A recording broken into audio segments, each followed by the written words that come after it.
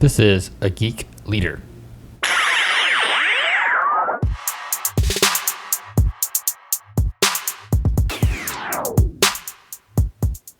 Hey guys, this is John Rada. I'm your host, and this is episode 10 of A Geek Leader. And today I want to talk about a book called Drive, The Surprising Truth About What Motivates Us. And this is by Daniel Pink. This is one of the first leadership books that I've ever read. And when I first became a manager, I struggled with how to motivate people and how to get people to listen to me and to follow me. And I saw this TED Talk by Dan Pink, and I think a lot of people have seen it. I think it's got over 14 million views at the time of this recording. But he talked about how the traditional ways of motivation, which was like carrots and sticks, rewards and punishments, don't work whenever you're working with creative people or people that have to come up with solutions and be innovative and think outside the box. So I watched this TED Talk and I was inspired to and motivated to read his book, which is probably the point of him giving the TED Talk, to get people to buy his book. But it was a game changer for me. It really changed my perspective of how to motivate people. And in this book, he goes through three different elements of motivation, three different things that are what really motivates people. And he gave a whole bunch of studies, and probably the best and the most well-known study was the candle problem. And I use this one in my TED Talk, where the idea is you have this candle and this box of tacks, and it says, how can you affix the candle to the wall without the wax dripping on the floor? And a lot of people say, well, you can heat the candle up, melt it, stick it to the wall.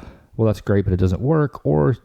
But the idea is that you can think outside the box, and you can take that box, instead of using it to hold the tacks, you can dump out the tacks and tack the box to the wall and then put the candle in it, and that's how you solve the candle problem. But when this study or this experiment was done, they had a group of people that they gave the candle problem to, and they offered them financial rewards to the best group that could solve the candle problem. And then I took another group and they offered them no rewards. And then I took a third group and they offered them even more financial rewards.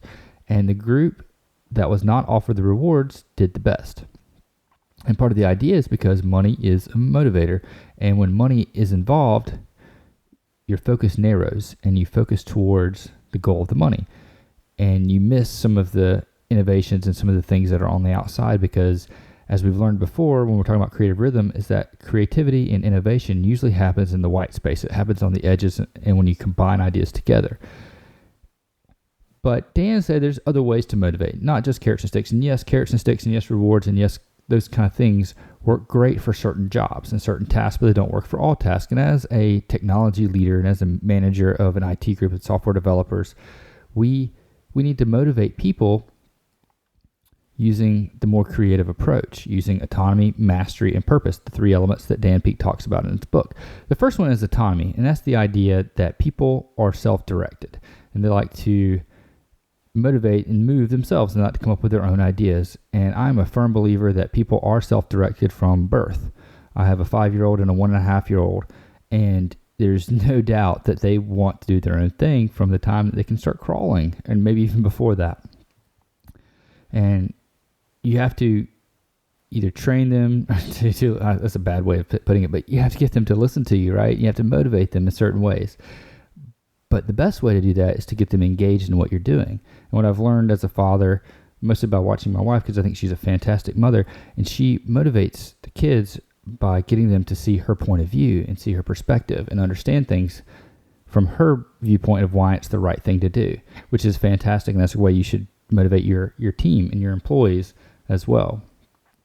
There's a couple of things that I don't quite follow 100% in this book, but maybe that's just because I haven't tried them yet. And that's the idea of the ROW, the results only work environment, where people don't have schedules, they don't have, they're not held accountable by anything except for their results. And I think this would probably work in sales, where you just have to hit a number, a sales number, and build a relationship with your clients. And you can do that however you want, as long as it's effective.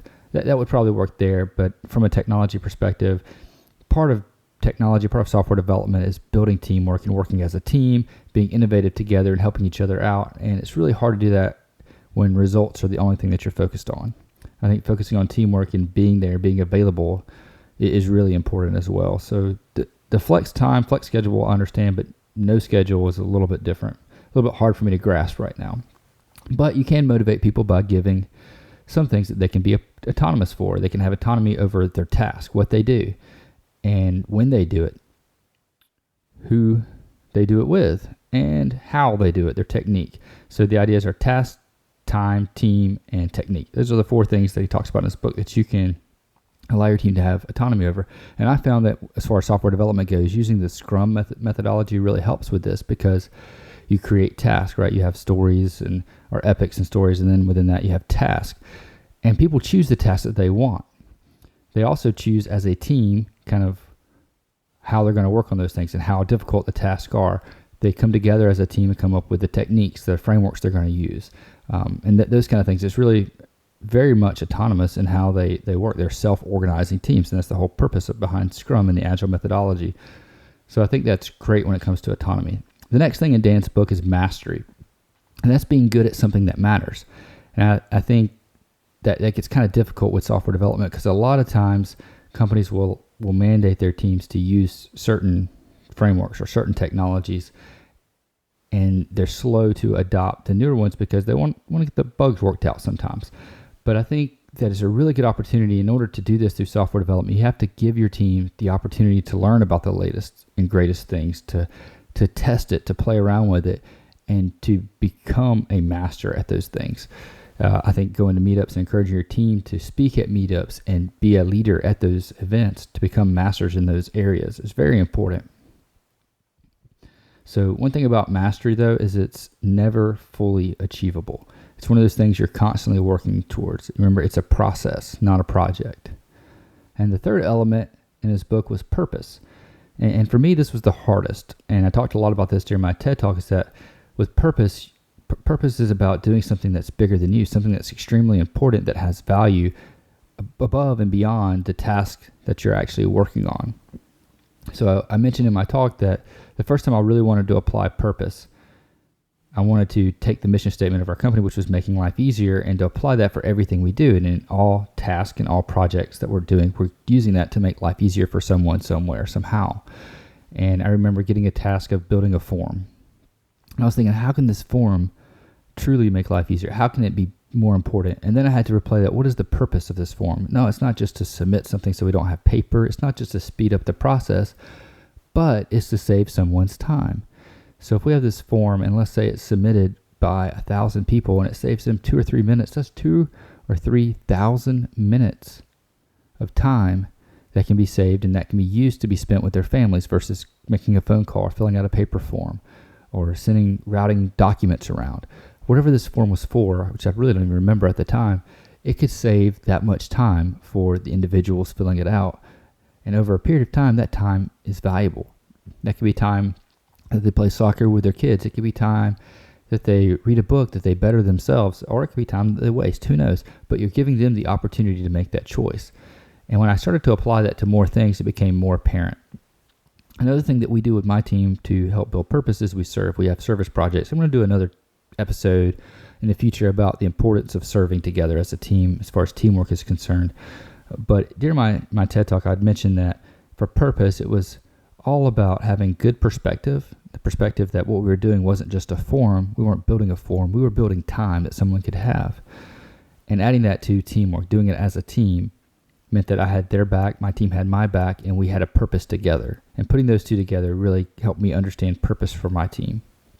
So again, this book is Drive by Dan Pink. Came out in 2009, so some of the examples might be a little bit dated when it comes to technology. He talks about Atlassian software, which is still a fantastic software company. They do HipChat and Jira, if you've used those for productivity tools. But it is a little bit dated since it did come out about 6 years ago. But it's still a fantastic read. I highly recommend it. And you can get that on Amazon. Just go to geekleader.com, episode 10, and you can find that and check it out. Also, if you have a question or have anything that you want to talk about on the show, please send me an email. You can get my email. There's a contact form right there on geekleader.com. There's also a link that's on the right-hand side that says send voicemail. If you click on that, you can actually record a voicemail, and we can talk about that on the show as well. So send me some questions. I would like to hear what you guys think about the show, what your feedback is, and anything that I can address to maybe help you guys out. Also, feel free to head over to iTunes and subscribe and leave me a review. Leaving reviews is really important in spreading the news of the show and helping get the word out to others, as well as, inspiring me to continue. It's a good thing to read the reviews that help me improve, and you can leave a question in there too, and I'll check that out. All right, so come over, check out the show notes at ageekleader.com, episode 10. Thanks so much.